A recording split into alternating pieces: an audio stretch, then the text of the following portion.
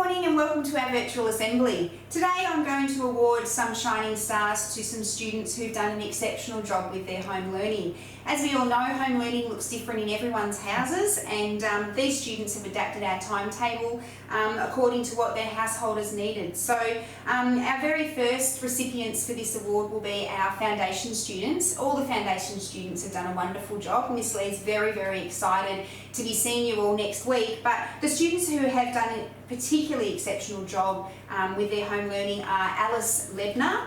We've also got Levi Docker, and we've got Myla as well, who's done an exceptional job with their home learning.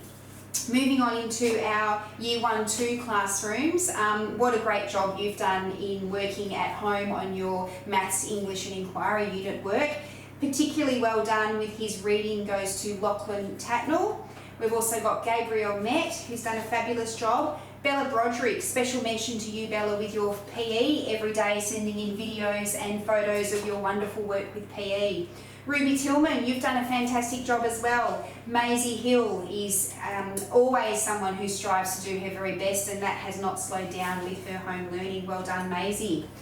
Moving up into the senior part of the junior school, we've got Tennille Cowtide. Tennille's done an excellent job working at home, mostly with Dad and working through her work. Riley Haywood, well done Riley, what an exceptional job you've done. Looking forward to seeing you back at school.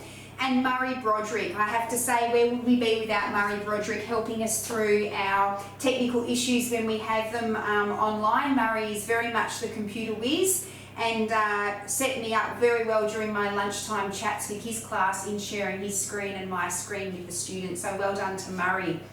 We've also got William Wazer. William, you've done a fabulous job at home with your learning.